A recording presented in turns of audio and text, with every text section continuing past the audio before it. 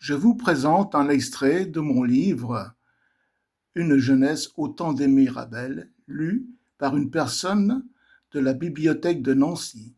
Je vous souhaite une agréable écoute.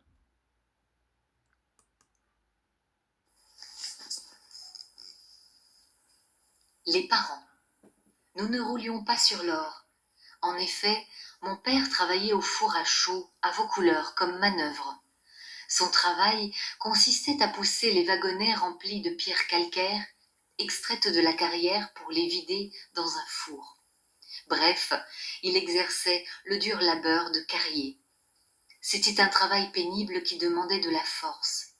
De ce point de vue, il n'en manquait pas, ses épaules et ses bras étaient bien charpentés. Je dois tenir de lui quant à mon aspect physique. Selon les semaines, il embauchait assez tôt.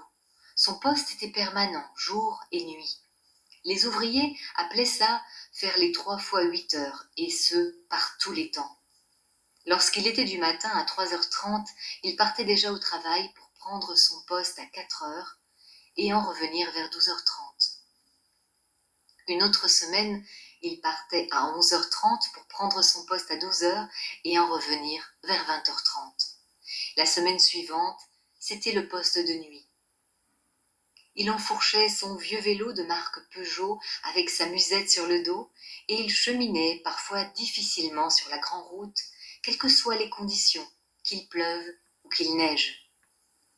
Ce métier éprouvant demandait du réconfort, un morceau de pain parfois rassis, un saucisson ou plusieurs tranches de jambon et du fromage, sans oublier la chopine de vin rouge, le pinard, comme il disait, celui qui enlève la poussière dans la gorge.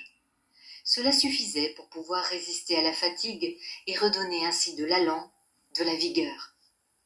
Les barres de céréales d'aujourd'hui n'auraient sans doute pas suffi à calmer l'estomac de ce travailleur de force. Il s'habillait d'un bleu de travail, d'une casquette, de bottes ou de brodequins à clous. L'hiver, il revêtait une canadienne fourrée. En guise de chaussettes, il enroulait des chiffons autour de ses pieds, puis les glissait ainsi protégés du froid dans les chausses. Il avait découvert ce genre de débrouille lorsqu'il était prisonnier en 1940 en Allemagne. Il appelait cela les chaussettes russes. Distante de quelques kilomètres, cette usine embauchait bien d'autres personnes de Challennes. Ses camarades Maurice Forter et Louis Kochner n'ont pas connu la retraite.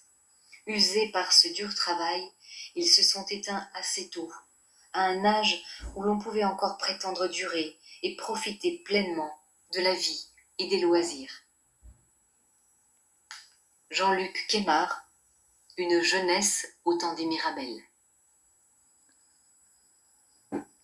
Je vous remercie pour votre écoute. À bientôt.